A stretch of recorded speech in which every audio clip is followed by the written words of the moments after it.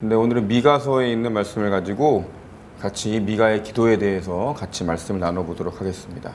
미가는 어떤 사람이냐면은 이스라엘 민족이 이방 민족, 그러니까 아시리아에 의해서 억압받고 핍박을 당하던 시절에 활동했던 예언자입니다. 미가의 메시지는 주전 8세기 예언자들의 신앙을 집대성하고 종합했다고 볼 수가 있습니다.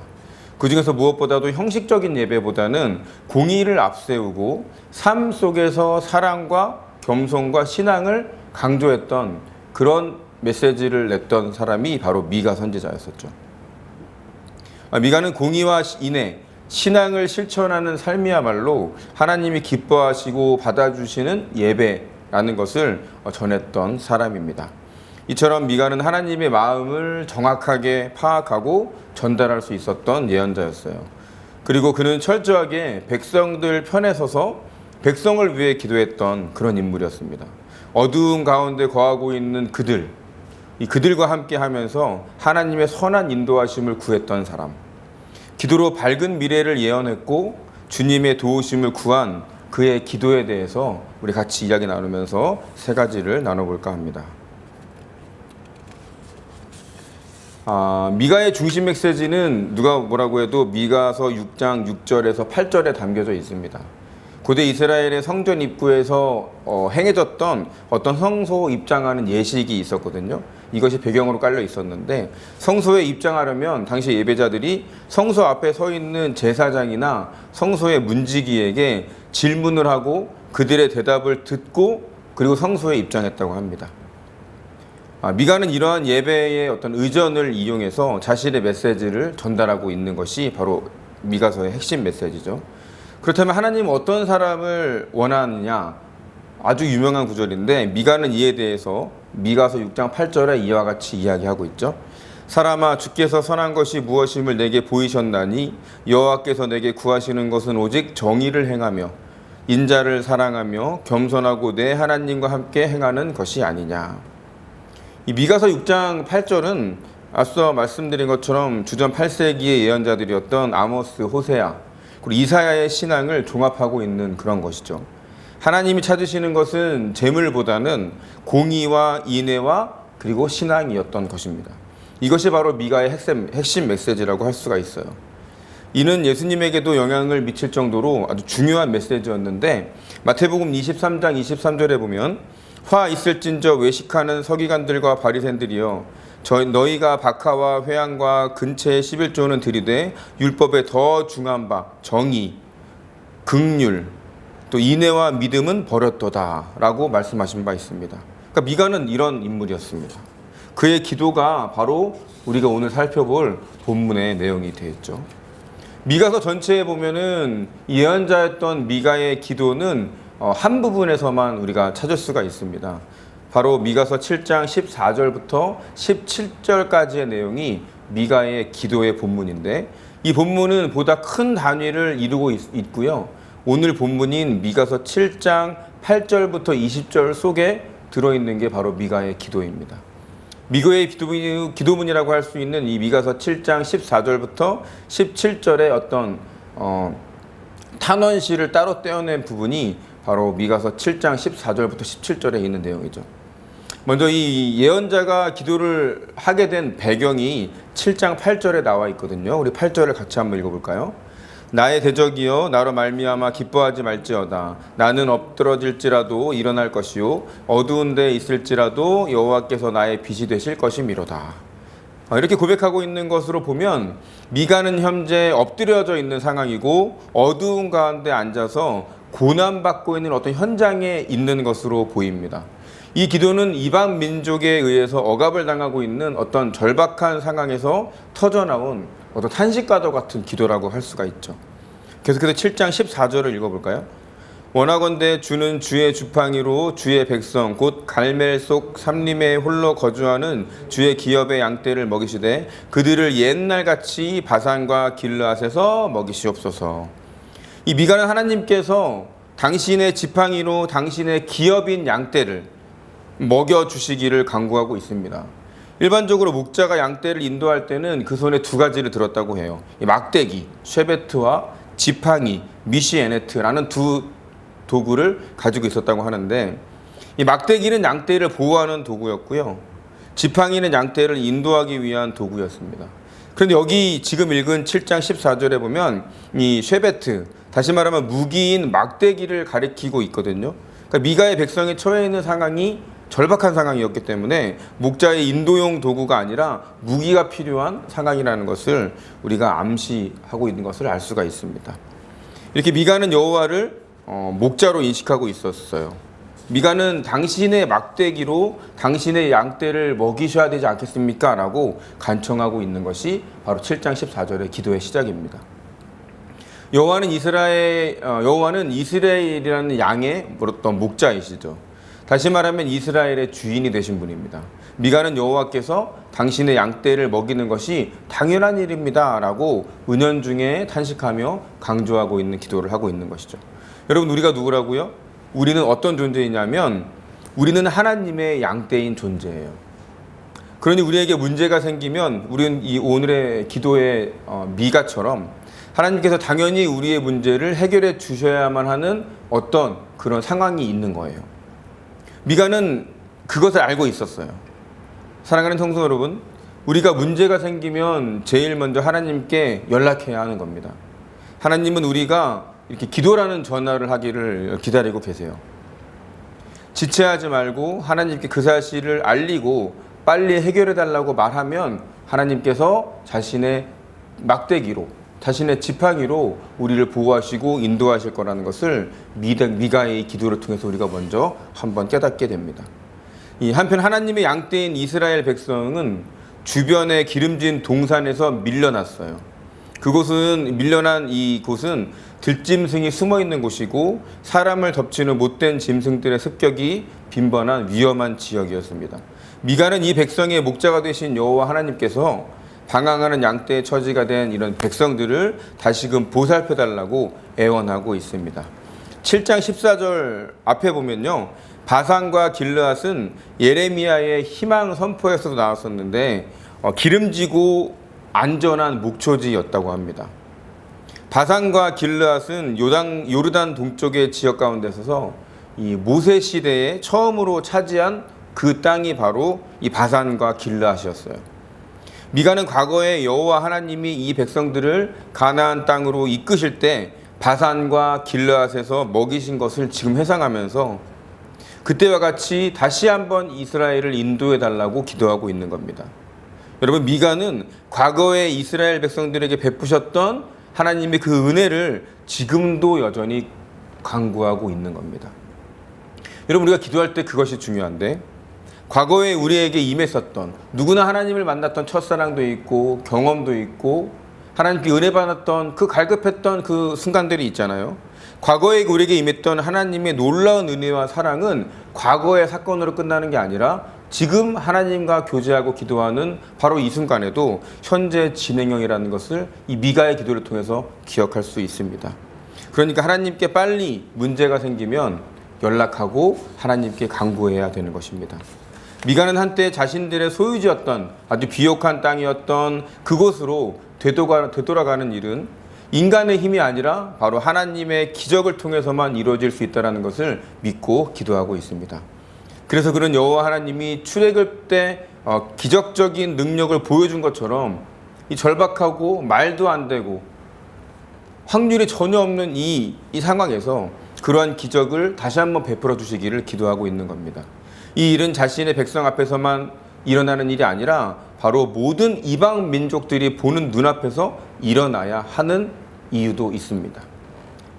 이렇게 이방 민족들이 보는 앞에서 하나님의 기적이 일어나면 하나님과 그의 백성을 조롱하고 교만한 행동을 했던 이방 민족들이 자신들의 무력함을 깨닫고 하나님을 경외할 것이기 때문입니다. 바로 미가서 7장 16절에 있는 내용인데 같이 한번 읽어볼게요. 이르되 여러 나라가 보고 자기의 세력을 부끄러워하여 손으로 그 입을 막을 것이요 귀는 막힐 것이며. 여러 나라가 보고 자기의 세력을 부끄러워한다라는 표현은 이방 민족들이 정치적이든 군사적이든 어떤 힘이 무력화되었다는 것을 얘기하는 겁니다. 그들은 손으로 입을 막을 것이고 귀는 막힐 겁니다. 다시 말하면 망연자실한 상태가 될 것이라는 얘기입니다. 우리 17절을 같이 읽어볼까요? 그들이 뱀처럼 티끌을 핥으며 땅에 기는 벌레처럼 떨며 그 좁은 구멍에서 나와서 두려워하며 우리 하나님 여호와께로 돌아와서 주로 말미암아 두려워하리이다. 이 또한 그들은 뱀처럼 티끌을 핥고 땅에 기는 마치 벌레처럼 떨며 좁은 구멍에서 두려워할 거라고 나와 있죠. 이러한 표현은 패망한 지도자가 적국의 승자 앞에서 어떤 굴욕적인 모습을 하는 것을 나타내고 있습니다. 우리가 여기 지금 본문을 보고 있는 데서 그렇게 본문을 보고 있는데 기억해야 될 것이 하나 있어요.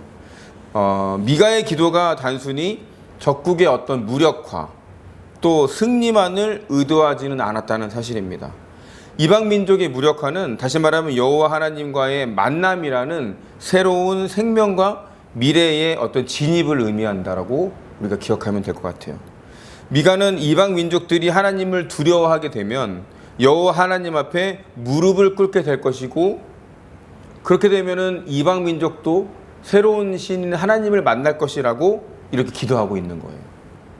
그렇죠. 기도를 통하면 모든 문제가 당연히 해결되고 우리의 형편과 상황이 나아지는 것, 그 정도로 끝나는 것이 아니라 오히려 우리 앞에 무릎 꿇고 있는 우리의 삶에 오히려 보탬이 돼서 하나님께 영광을 돌리는 수단이 되는 것이 바로 기도고 우리의 처해 있는 어려운 상황이라는 것을 우리가 기억을 해야 합니다. 그러니까 어떻게 보면 우리에게 시련이 왔다, 우리에게 어려운 순간이 왔다라고 하는 것은 우리 삶의 어떤 역전이 또 큰 신앙의 체험을 할 수 있는 기회라는 것을 우리가 이것을 통해서 알 수가 있습니다. 오늘 우리는 미가의 이야기를 통해서 하나님께 기도드리는 미가의 모습을 살펴보고 있는데 이 미가의 이야기를 통해서 세 가지를 이야기 나눠본다고 했죠. 첫 번째는 모든 문제의 해결은 기도로부터 시작해야 된다는 그런 사실입니다. 미가가 이 탄원 기도를 올리는 상황은 이스라엘 백성들이 공궁에 처한 때였죠. 미가는 동족과 더불어서 지금 엎드러져 있으면서 어려운 가운데 앉아 있습니다. 그들은 자신들의 비옥한 땅을 이방인들에게 빼앗기고 가시나무와 같은 숲을 이루고 무서운 들짐승들이 우글거리는 곳에 쫓겨났어요. 현재의 억압적인 상황을 타개하기 위해서 미가가 맨 처음 했던 것, 바로 다름 아닌 기도였다는 것입니다. 기도는 문제의 해답을 찾는 최우선 행위여야 합니다. 문제는 기도로부터 풀려지기 시작하는 거예요. 기도하기 위해 두 손을 모으는 행동, 이것이야말로 무질서한 이 상황을 바로잡을 수 있는 바로 출발점이라는 것을 우리 미가의 기도를 통해서 반드시 기억해 봅시다. 여러분, 우리의 삶이라는 여정 가운데서도 수많은 문제와 좌절, 실패가 도사리고 있습니다. 여러분, 그런 문제를 만날 때마다 우리 크리스찬으로서 가장 먼저 해야 될 일은 바로 하나님께 기도하는 일이에요. 물론 여러 가지 상황으로 인해서 기도하기보다는 다른 방법을 생각해보고 궁리해보고 사용해볼 때가 더욱 사실 빈번한 것이 사실이지만 우리는 문제 앞에서 하나님께 먼저 기도하는 일을 버릇처럼 만들어야 할 것을 우리 이 미가의 기도를 통해서 다시 한번 기억했으면 좋겠습니다. 우리 미가의 기도를 통해서 같이 나누고 싶은 이야기 두 번째는 뭐냐면은 기도는 과거에 받았던 은혜를 현재로 실현하는 것이다 라는 겁니다.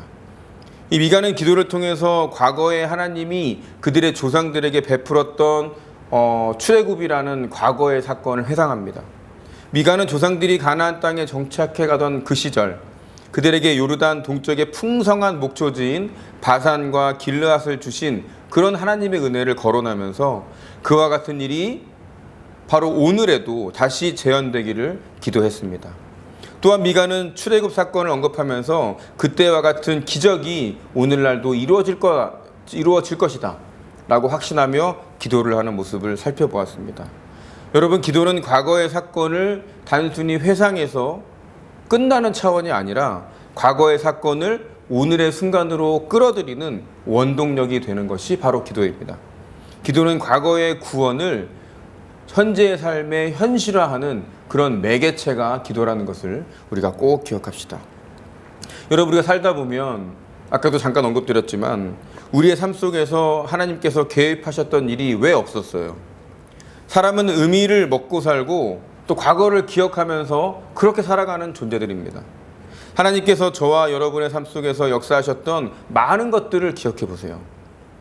우리는 그 기억들을 반드시 잊지 말아야 하고 잊을 수 없는 존재들입니다. 첫사랑이란 말을 교회에서 많이 하잖아요.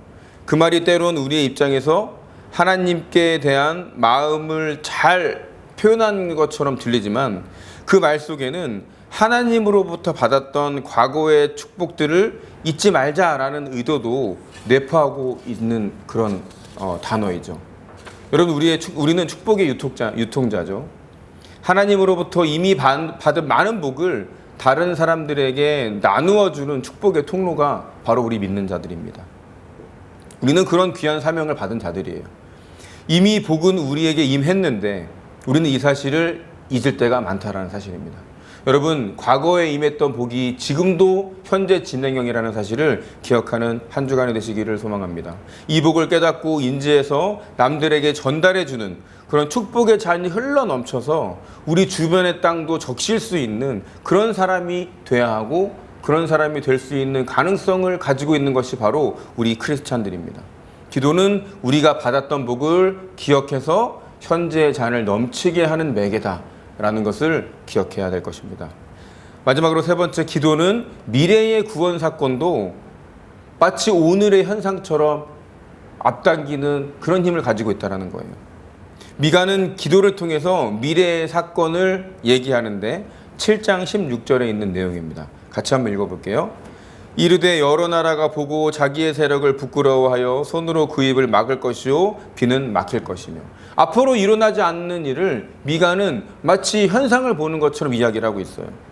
기도하는 미가의 눈에는 이스라엘을 억압하고 있는 이런 이방 민족들이 앞으로 무력화될 거고 망연자실하게 될 것을 인지하고 보고 있는 것입니다. 그들이 마치 적국의 승리자 앞에서 엎드려가지고 스스로의 어떤 무력함과 굴욕적인 표현을 하는 것처럼 하나님 앞에서 그와 같은 행동을 보일 수밖에 없다라고 미가는 확신하고 있습니다. 우리 17절을 읽어볼까요?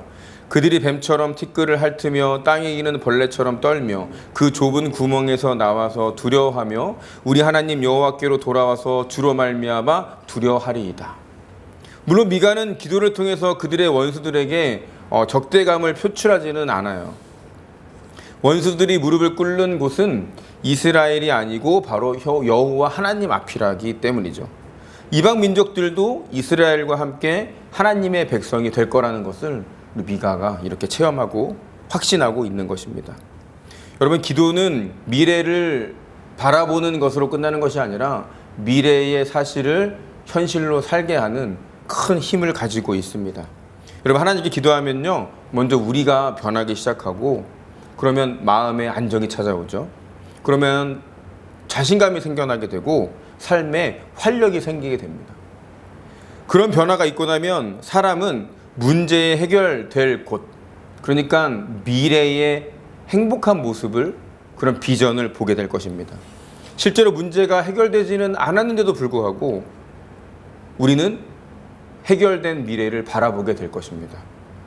기도는 기도하는 자는요, 자신이 변하게 되어서 문제가 이미 해결될 미래를 바라보게 하는 힘이 있다는 것, 그것을 우리가 기억해 봤으면 좋겠습니다. 이거 생각해 보면 참으로 신나는 일 아닙니까?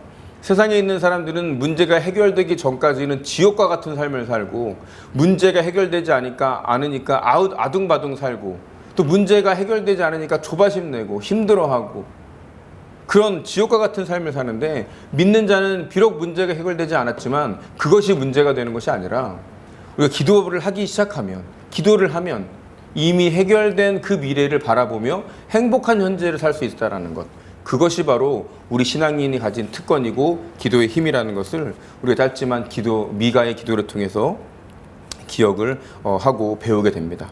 현재의 고통 속에서 지옥을 맛보며 살던 우리가 믿기 전에 하나님을 믿고 하나님을 알고 하나님께 기도를 하니까 미래의 천국을 바라보는 그런 눈이 생긴다는 것, 바로 미가의 기도를 통해서 우리가 다시 한번 기억을 해보게 됩니다.